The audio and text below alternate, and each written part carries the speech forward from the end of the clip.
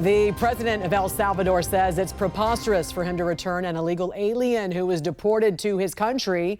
Meantime, the Supreme Court says the Trump administration can use the Alien Enemies Act to deport transnational gang members to that prison in El Salvador, as it also called on the administration to facilitate the return of the illegal alien deported there. Kilmar Abrego Garcia, and joining us now to discuss all of this is the former superintendent of the Chicago PD and retired special agent in charge of the FBI, Jody Weis.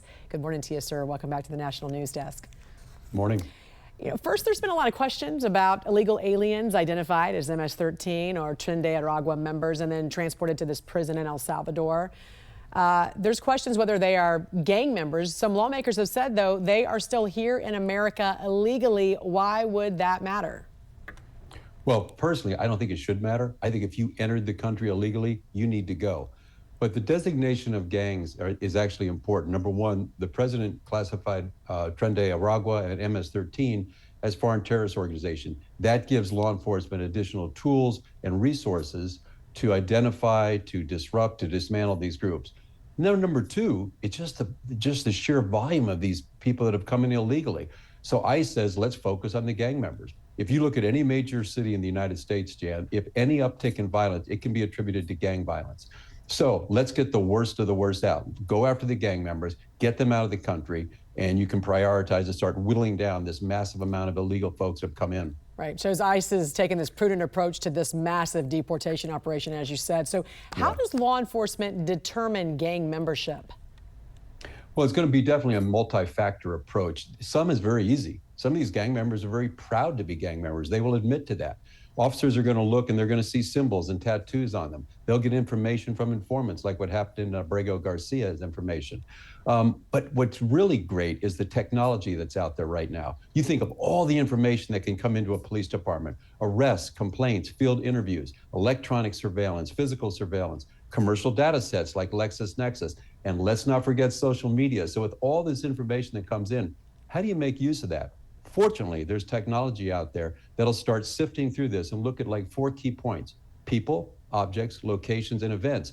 And it can just show the relationships of individuals in gangs immediately. So determining an organization now is much easier than it was when I was doing these type of cases, but it really helps out. But it really can link and show the officers who are in the gang members and get them out of the country. So this is very high tech. Is there a gang database?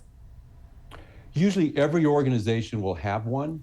If you recall, in Chicago, the Crime Commission actually put out a gang book on a regular basis. So you have this data that you can sift in through. But linking that all together is where the technology comes in and saves the investigators just weeks and weeks of works, sifting through cases, trying to draw those comparisons, going through phone data, going through social media information. Now you've got equipment that can help you and do it for you. In the case of Kilmar Abrego Garcia, we know this DOJ lawyer who said his removal was a mistake has since been fired. His attorneys, all these Democratic lawmakers coming out saying he was not a member of MS-13 and he should not have been deported without due process. The administration says he was the right person sent to the right place. Jody, you point to a judge's ruling in 2019 from an immigration court that stated he had a gang affiliation because of the fear of retaliation from a rival gang. Can you explain this for us? Yeah, Jen, that's what the left is hanging their hat on, this order in 2019. But keep in mind, the new administration in El Salvador has wiped out gangs. So all this threat from gangs in El Salvador doesn't really exist. But let's look at the facts. Number one, he's been determined to be an MS-13 member. A court in 2019 actually denied him bond because they found that he was an MS-13. He was here illegally. He's a citizen of El Salvador. So when he wasn't really deported, you could make the argument he was repatriated.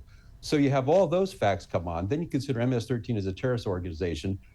It just makes no sense to bring back. And after the president of El Salvador said there is no way he is sending a terrorist, an El Salvadorian citizen, back to the United States, I personally think this case is over with. But we're going to have to watch it because they're still screaming that they should bring back a gang member, a member of a terrorist organization who is here illegally to the United States, which defies all logic to me. And also, why was this Barrios 18, this rival gang, why were they targeting him and his family? A lot of questions still in regards to this. And former superintendent of the Chicago PD and retired special agent in charge of the FBI, Jody Weis, we appreciate you coming on and giving us some insight into this. Thank you. Right. Thanks, Jan.